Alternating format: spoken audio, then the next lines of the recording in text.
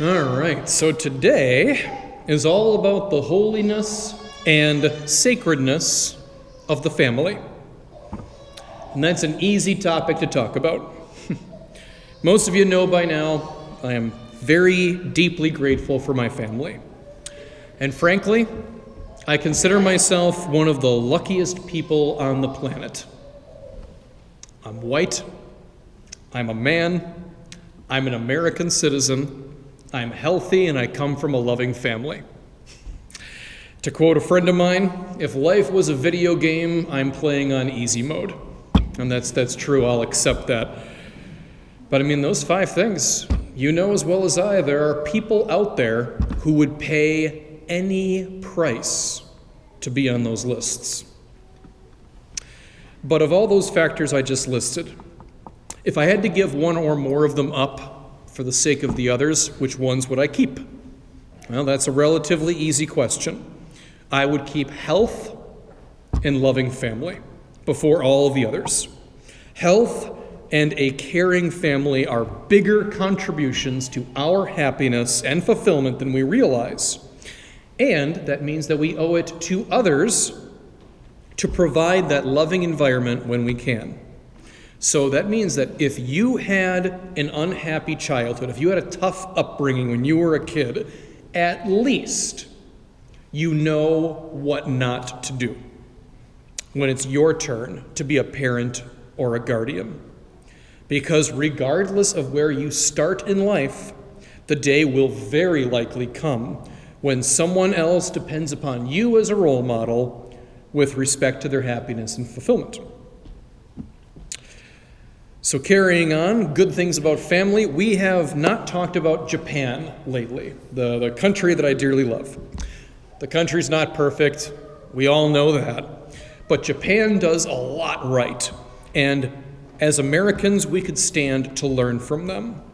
The thing for today is this: the Japanese highly value family, especially their elderly. About a quarter of their population is 65 years of age or older. That makes it one of the oldest populations on the planet. And they're happy old people. That's the thing. In Japan, people don't think of their lives as over when they hit a certain age or anything like that. Old age is nothing to especially fear. And sociologists generally attribute the country's large demographic of happy, healthy old people to several factors. For one, let's just be clear, the Japanese diet is a relatively healthy one. That's always a factor. Secondly, they work for as many years as humanly possible because they want to be useful and they want to have a purpose that gets them out of bed every day. And 3, they value community bonds, of which family is a huge portion. And that is a fantastic formula for living well. Folks can live well up to their 90s really well. Just eat properly, exercise, do something productive, and have a social life. No secret knowledge required. A remarkable amount of wealth is not required, although I do suppose a little bit of luck, will go a long way. Oh, how I envy that lifestyle. Like the fact that their culture values family automatically. How I envy that. Because what do we get here in America? Family is a pain. Family is dysfunctional. Old people don't know how the world works anymore. Their thinking is obsolete. We don't need to respect them. I feel like every liquor store in the country has the same basic thing on their sign when the holidays approach. You have family time coming, get you some booze, it'll be easier. That's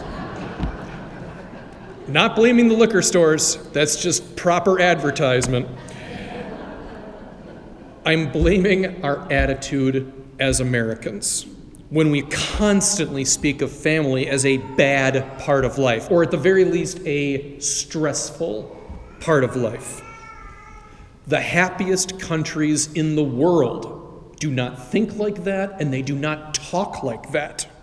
And I, for one, believe this is a major reason for why the United States is never particularly close to the top of the list of happiest countries in the world.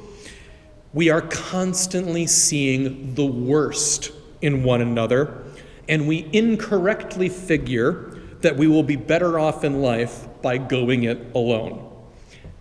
That kind of thinking is killing us. But you know what? There is at least one part of American life that I'm a part of that is fairly harmonious in this familial way, and I'm talking about the Catholic priesthood. Obviously, that's not a biological family. It is a fraternity. It is a fraternal organization, and that's the next best thing. Sometimes family isn't related by blood. The brotherhood of the priesthood is so good and so important. I would not have made it this long as a priest without that. We do fight amongst one another. I mean, no sense in lying about that. Brothers fight, that's just a fact of nature. But among the priesthood, beyond the theological issues that we bicker about, there is great support in internal community, because there are things that we need to talk about that only other priests will understand and empathize with. I remember I was only a priest for a couple of months when I had 1 week where just a lot of weird stuff happened. The sort of things I don't preach about because I just confuse you and scare you, and that's not what homilies are for. So I go up to Father David, who was twice my age, and I said, yeah, it was a really, really weird week. This happened, this happened, this happened. And Father David was like, uh-huh. How'd it go? It's like, he listened to me, and he responded as if he's been there 30 years ago. I will never forget that. And I, for one, love the fact that there is not a secret war going on between young priests and old priests. I really hope that's not like a suspicion that priests are constantly trying to oust one another behind the scenes. As far as I can tell, it is absolutely not true. Our age as priests is not a particularly important factor. Priests don't accuse one another of being out of touch or being in the way. We are grateful for our elderly brothers because we're aware of how much hurt they've endured and how hard they've worked for the sake of others. Their age doesn't make them irrelevant. It's a sign of how much they've been through. So young priests and old alike, we cooperate because we share a common vocation and a common mission. And that makes us very family-like. So I say again, family, if it's not biologically, a thing where you're related by blood, if you have a fraternal organization where you are united with common experiences, a common mission, a common vocation, that is family by any other name. And by the way, like the Japanese, priests live a long time because we remain useful long after our bodies wither and become brittle, and we have a sense of community in our lives.